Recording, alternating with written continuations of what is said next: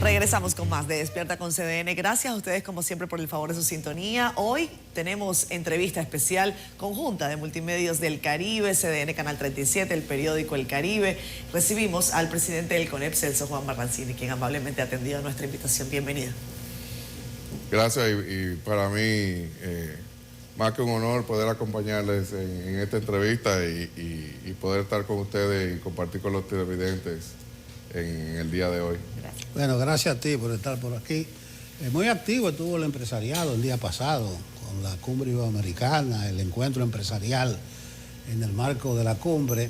De ese encuentro, en la conclusión, me llamó un punto la atención, que se comprometen ustedes, los empresarios, con un nuevo pacto social que promueva la alianza pública-privada y que comprometa a todos los sectores. Como eso es en el marco iberoamericano, no sé qué nosotros podemos traer para la República Dominicana de un nuevo pacto social que comprometer a todos los sectores. Bueno, realmente fue un evento y una gran oportunidad para nuestro país poder ser la sede del 14º Encuentro Empresarial Iberoamericano en el marco de la 28ª Cumbre de Presidentes Iberoamericanos. Y fue un evento donde, primer evento presencial post-pandémico, el evento más grande que se ha hecho de los 13 anteriores, con prácticamente duplicando la asistencia. Estamos hablando que en el momento de mayor hubo casi 1.500 empresarios de los 22 países que nos visitaban. Había más, porque realmente no todos eran los iberoamericanos. Aquí habían empresarios también de otros países. Y más de 3.000 por la vía virtual. Entonces realmente fue una gran oportunidad para el país, no solamente ser la sede, sino mostrar muchos logros que tenemos para mostrar como país, como empresariado, y obviamente para trabajar con los empresarios de todos los países para llegar a este compromiso que queremos también destacar. Y en cuanto a lo del pacto social, pues uno de los puntos que más se destacó y que tenemos también como nuestro país para mostrarlo, es esa capacidad de conversar en una misma mesa, no solamente con el gobierno, sino también con los sectores sociales, con otros sectores, para llegar a acuerdos y para siempre buscar las mejores tomas de decisiones en favor del país. Y a eso fue que se llama en ese compromiso de un nuevo pacto social, y es realmente promover las alianzas público-privadas, promover la búsqueda de soluciones a través de los diálogos con los diferentes sectores, con las autoridades, para de esa manera poder llegar a las mejores soluciones. Don Juan Celso, muchísimas gracias por estar con nosotros. Hay muchas voces ahora hablando de paz social, de llamar a los líderes políticos a conversar a propósito de las manifestaciones que está haciendo el PLD por el tema de los sometimientos. ¿Qué ha pensado el empresariado de todo lo que está pasando? ¿Esto puede ser algo del momento o puede haber alguna situación a futuro? ¿Ha analizado el CONEP lo que está pasando ahora? Realmente es algo muy incipiente, pero definitivamente en todo momento, pues, primero las instituciones estamos llamados a jugar el rol que les corresponde a cada cual, para que en todo momento prevalezca la paz social y la estabilidad política. Eso es algo que, de hecho, es uno de los pilares que ha hecho posible toda esta estabilidad en los últimos 60 años en nuestro país, y es algo que todos estamos llamados a defender y a mantener. Y en ese sentido, pues, lo que debe primar es un equilibrio entre la justicia, el debido proceso, y todos tienen derecho a hacer manifestaciones, pero debe haber un equilibrio, siempre primando la paz social y la estabilidad política. Señor Marrancini, a propósito de que ya se cumple el plazo o el lapsus de tiempo que debió haber pasado para que entraran en vigencia, casi ya, los acuerdos dentro del Tratado de Libre Comercio con Estados Unidos, el DERECAFTA, ahora el arroz parece que va a ocupar no solo la mesa de todos los dominicanos, sino las primeras planas de todos los medios dominicanos. Hay una especie de preocupación por el tema de la importación a tasa cero, por lo que contempla el Tratado de Libre Comercio, y los empresarios del arroz pues han manifestado que sienten preocupación, pero hay otros productos, otros 7 productos dentro de ese Tratado de Libre Comercio. Hay conversaciones avanzadas entre el sector empresarial y el gobierno para, incluido el arroz, tratar de que no haya un daño a gran escala a los productores locales. Bueno, esto es un tema que realmente viene desde antes de la pandemia, que tal vez se opacó un poco por esa razón, y es un tema de alta sensibilidad para el país. Como empresariado, pues siempre estamos del lado de los productores nacionales, y es un tema que hay que darle la debida atención y respaldar pues lo que ha señalado el gobierno de que se va a buscar una solución por las vías diplomáticas, por la vía del tratado, y se va a hacer todo el esfuerzo para poder aplazar esa entrada en vigencia de las desgravaciones finales del arroz. Realmente por el impacto que tiene y por la incidencia que tiene, estamos hablando de primero prácticamente 22 provincias del país. Según los datos de los sectores, pues estamos hablando entre 250.000, 300.000 empleos entre directos e indirectos. Y imagínense ustedes también el impacto en cuántas familias en toda la geografía nacional. Y lo que es también muy importante es el impacto que tiene la autosuficiencia del arroz en la seguridad alimentaria. Estamos hablando de que en un momento de la pandemia no teníamos conexión marítima, no teníamos conexión aérea, siendo una isla. Sin embargo, en ningún momento aquí hubo falta de ninguno de los bienes básicos de la canasta, ya fueran agropecuarios o industriales. Y eso es algo que no podemos, vivimos algo inimaginable y no podemos ahora olvidar porque pasó, sino hay que tomar en cuenta en todo esto. Así que nosotros respaldamos que se hagan las debidas diligencias y todos los esfuerzos para lograr que esos plazos se muevan o se busque una solución para que esos sectores no sean impactados de una manera que veamos que empieza a desaparecer porque de repente tienen que competir con importaciones que vienen de otras economías de escala o que tienen otro tipo de apoyo de sus gobiernos y por ende no son competitivos. Señor Marrancini, la nuestra es una economía pequeña y abierta, que la impactan mucho los factores externos. El año pasado fue la crisis inflacionaria internacional, ahora empieza como una escaramuza de un factor distorsionante o crisis, si pudiera llegar en la parte financiera. ¿Tienen el CONEP alguna aprensión, algún temor o alguna sugerencia en cuanto al desempeño de la economía basado en esos factores?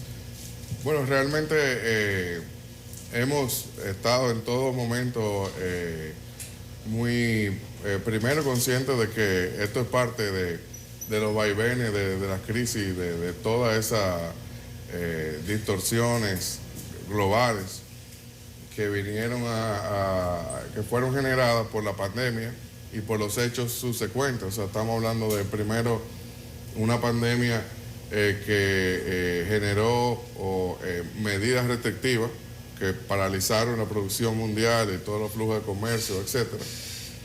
Luego una apertura económica luego un incentivo monetario para que el mundo volviera a reconectarse y a activarse económicamente, y esto exacerbado por unos ataques de Rusia a Ucrania que se han convertido en la mayor tensión geopolítica de las últimas décadas posiblemente.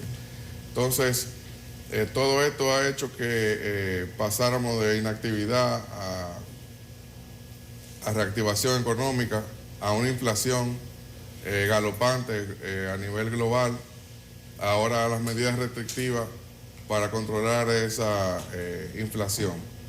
Y en todo esto, pues primero el sector privado ha estado trabajando de la mano con las autoridades y con los demás sectores y ha mostrado ser resiliente a unos niveles nunca imaginados.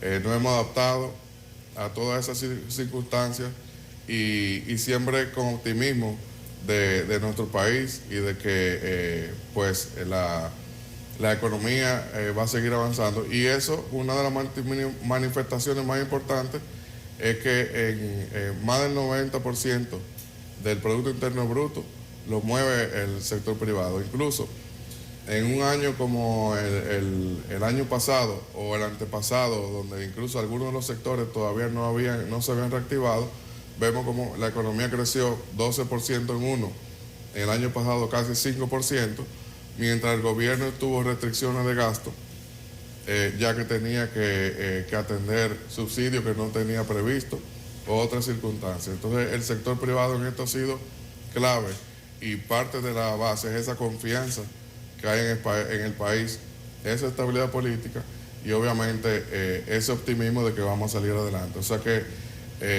siempre uno busca cuál es la luz de la esperanza de que vamos a pasar esto. Nosotros estamos claros de que vamos a pasar esto. Sabemos que queda una etapa difícil, que es esta etapa de restricción monetaria a través de aumentar las tasas de interés.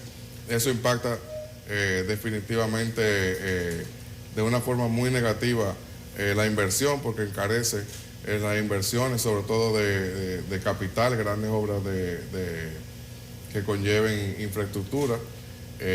Y bueno, o sea, sabemos que es algo momentáneo, pero mientras tanto hay que esperar que pase. Y en todo esto, pues, hay todavía un trecho que recurrir.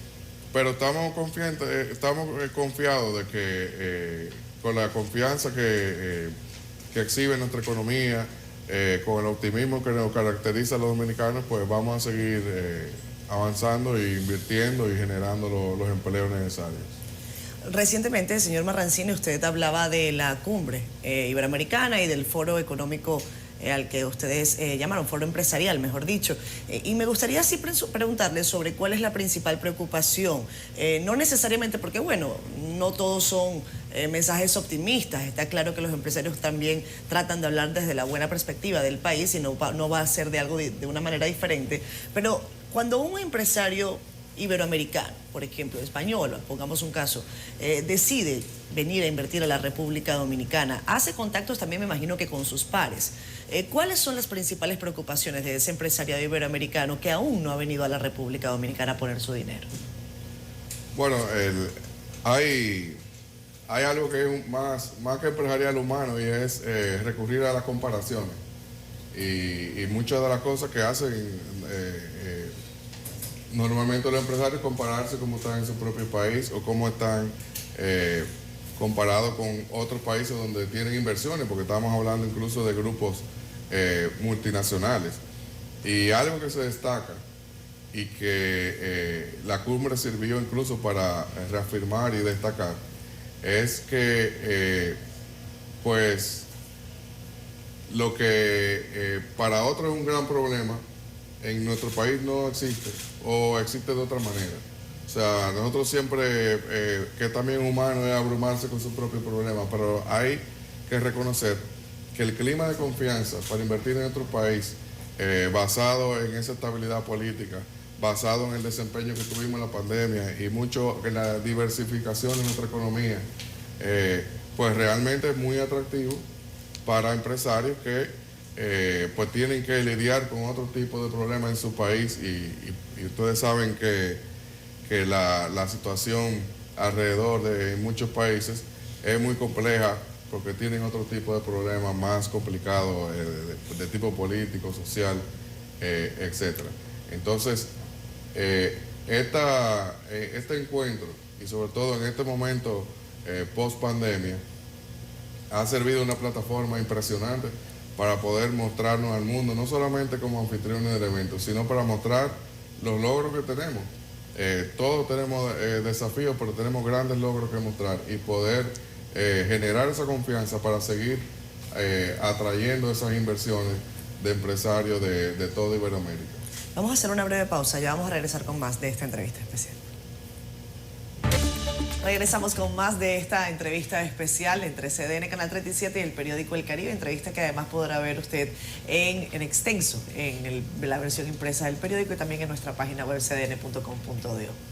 Bien, vamos a hablar de salario, que impacta los precios, inflación, el empleo. Ahí se acordó en el comité un 15 ahora, que ya está corriendo desde el 1 de abril y un 4 diferido. Pero hay varias cosas. Salario mínimo, pero eso va a impactar todos los salarios, eso se sabe. Y llamó la atención a alguna gente que incluyó hasta la pequeña y mediana empresa, cuando ustedes siempre abogaban por la reclasificación. ¿No dejaron ustedes enganchados a esas pequeñas y medianas empresas o ustedes lo consensuaron con todos los sectores antes de aprobar ese 15? Independientemente de que mucha gente diga que es poco. Bueno, realmente la negociación del salario es una discusión tripartita, donde están los empresarios, está el gobierno, donde están los líderes sindicales y dentro de los líderes empresariales, pues obviamente están debidamente representados las grandes, medianas, pequeñas y microempresas. Y realmente a través del diálogo que se han encontrado las soluciones y realmente buscando siempre un equilibrio entre esa mejora necesaria del salario, la capacidad de las empresas, tomando en cuenta la diversidad de sectores y los tamaños de las empresas. De manera que, claro que sí, las micro, pequeñas, todos estábamos representados en esa mesa y todos pusieron y han puesto de su parte para buscar un aumento salarial que pueda ser llevado a cabo, que mejore el poder adquisitivo de los trabajadores, que se acerque, que cubra sobre todo los efectos de la inflación y que vaya un poco más allá para acercarse cada vez más al salario real, que es uno de nuestros objetivos. Obviamente no todas las circunstancias son iguales, ahora estamos en una circunstancia económica de un crecimiento más lento de normal. En otros países del mundo no hablan de crecimiento, por eso que hablábamos antes de las medidas restrictivas que se han tomado precisamente para enfrentar y combatir la inflación. Y por eso se buscó también un mecanismo de hacerlo en 2 etapas y de programarlo en estos 2 años. Y de hecho también resaltar que este aumento salarial o esta revisión se hizo antes de lo que tradicionalmente o de lo que manda la ley, porque la ley da un mecanismo para que en condiciones extraordinarias como esta de inflacionaria, que realmente es una condición extraordinaria fruto de la pandemia, pues se pudiera llevar a cabo una revisión. O sea que el esfuerzo que ha hecho el empresariado, las empresas micro, pequeñas, grandes, medianas, es extraordinario y realmente también pensando en el país, no solamente en las empresas. Don Celso, siguen los problemas en Haití, crisis que no termina, una inacción de la comunidad internacional. ¿Ha pensado el empresariado que esto podría en algún momento llegar a nuestro territorio, seguir afectándonos aún más de lo que está afectando la crisis haitiana? Bueno, realmente es un tema de altísima preocupación y creo que no solamente para nosotros como empresarios en nuestro país o como ciudadanos, también para la región. El tema haitiano es un factor de alta inestabilidad regional para todos los países de la región, lo que toca la cuenca del Caribe, incluso América Latina, por todas las vertientes que plantea. Y para nosotros en particular, pues un problema de seguridad nacional, temas, aspectos sanitarios, etcétera, etcétera. O sea que claro, es un tema de alta preocupación y que realmente, pues reiteradamente nos pronunciamos de manera de que respaldamos las acciones que ha llevado a cabo el gobierno. Estamos llamados a defender la frontera, a propugnar por una solución internacional de pacificación, que precisamente es una de las conclusiones de la cumbre de mandatarios y de dignatarios iberoamericanas que acaba de ocurrir, porque realmente es un país que no tiene orden, es un país que está en manos de bandas y que realmente hay una crisis humanitaria pendiente. Y estamos de acuerdo, realmente hay que seguir llamando a la comunidad internacional que tome el liderazgo para que se haga una pacificación de Haití. Señor Marrancini, recientemente hemos visto que un sometimiento judicial por un tema de corrupción ha alborotado un poco la paz social de la gente. Hay un partido político de oposición que llama a protestas de día, de noche. Se han dado algunos eventos que han alterado el ritmo normal de la vida de los dominicanos. El expresidente Danilo Medina, en medio de este entorno, ha dicho que en República Dominicana se está practicando el lawfare, que, como usted sabrá, es la instrumentalización de la política, de la justicia en contra de los partidos políticos de oposición. Quiero saber qué piensa el CONEP respecto del clima político que vive la República Dominicana en este momento y si tienen alguna preocupación con miras a las próximas elecciones. Bueno, como dije al principio, creo que todos estamos llamados a jugar ese rol de respaldar, mantener la paz social, la estabilidad política que tiene nuestro país con sus altibajos durante los últimos 60 años. Es una responsabilidad de las instituciones jugar ese rol a que estamos llamados. Realmente los procesos judiciales deben llevarse apegados al debido proceso. Hay el derecho a la protesta sin represión, pero todos estamos llamados a poner siempre por delante de nuestro país esa paz social y esa estabilidad política. ¿Siente preocupación el CONEP por la situación política mezclado con los temas de justicia que vive el país o piensa que realmente se utiliza el lawfare en este momento? No, realmente pues sentimos la tensión, pero estamos todos llamados a contribuir a que esa tensión se reduzca y a que no se vea comprometido de ninguna manera ni la estabilidad política ni la paz social en nuestro país. Usted ha sido muy enfático en el tema de la paz social. Hay algunos aspectos que se ven como muy vinculados a la estabilidad económica que depende de la estabilidad social y política. Y es el de las reformas. Cada vez que viene el Fondo Monetario Internacional o el BID y el Banco Mundial habla de que estamos rezagados en una serie de reformas estructurales. Incluso hablan del mercado eléctrico, hablan de la reforma fiscal para agenciarle los recursos necesarios al Estado para operar y no en base a un esquema de endeudamiento. ¿Qué opinión tiene el sector empresarial, el CONEP, que ha tenido una posición en el pasado muy específica sobre la reforma y sobre la deuda? Bueno, hay reformas pendientes y la misma Estrategia Nacional de Desarrollo plantea 3 reformas, de las cuales una se llevó a cabo, la otra también se llegó a hacer el pacto eléctrico, aunque la misma pandemia postergó parte de su implementación y quedó pendiente el pacto fiscal. Podemos decir que también la misma pandemia y los efectos subsecuentes pues han atrasado todo este tipo de procesos.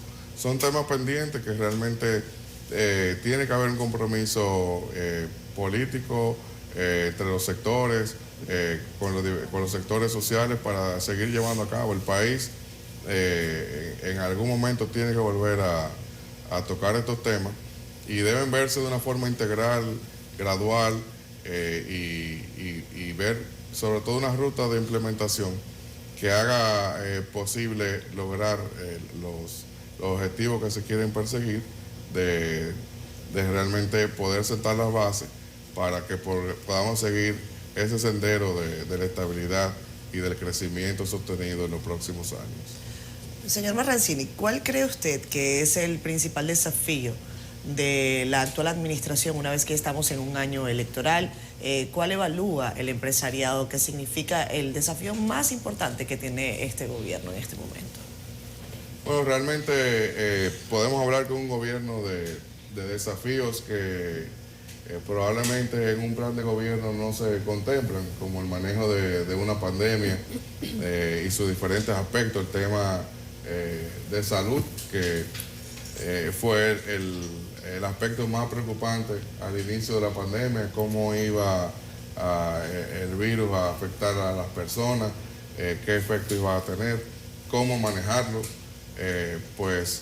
Luego eso fue cambiando a cómo volver a dinamizar y tratar de volver a poner al país dentro de un mundo que se vio afectado por la misma situación en las condiciones normales de antes de la pandemia. Y bueno, transitando todo ese proceso, nos vemos todavía inmersos en muchas incertidumbres, fruto de esos mismos procesos, como por ejemplo el proceso inflacionario, cómo controlar una inflación que fue generada en parte por un exceso de incentivo monetario a nivel global en las economías más desarrolladas para reactivar el mundo que fue detenido por un tema sanitario. Entonces, para nosotros como país, dentro del mundo, pues que nos ha venido todo este impacto desde fuera, pues sigue siendo, yo creo que la mayor incertidumbre de cómo vamos a lograr mantener ese crecimiento económico tan necesario en nuestro país para la paz social, para el bienestar social. Somos un país con una alta demografía, con una gran población joven que requiere generar empleo, oportunidades. Entonces, esa reactivación económica, mantener el crecimiento, a la vez que se controla la inflación, es un reto, tal vez el más importante, como pilar fundamental para el equilibrio y la paz social. Y aunque lo vemos con optimismo, pero realmente es un reto que queda por delante. ¿Cómo logramos adaptarnos en la medida qué efecto queda por surtir de estas altas tasas de interés, y cómo vamos a seguir atrayendo las inversiones necesarias, y cómo los sectores, cada cual de nuestra economía tan diversificada, va a seguir manteniendo un alto grado de dinamización para poder entre todos lograr el crecimiento económico. Bueno, terminamos el Son Juan, pero una inquietud final, un minuto. Principalmente del domingo, se habla de que hay presos políticos, que hay persecución, pero algunos de esos presos son empresarios. No sé si se puede hablar de empresario preso o de preso empresario. El CONEP no mira para allá, para ese lado. El CONEP ha sido reiterativo en que apoya la lucha contra la corrupción y la impunidad. Eso es algo que hemos respaldado siempre. Nuestro país, todos los países necesitan que cada vez más el sentido de percepción de riesgo, las consecuencias, pues son parte fundamental de la estabilidad, de la convivencia, de vivir en democracia. Obviamente, siempre con un debido proceso, con un respeto de los derechos humanos y obviamente apelando a que la justicia se siga fortaleciendo para que el régimen de consecuencias salga fruto de procesos judiciales que reivindiquen esa lucha.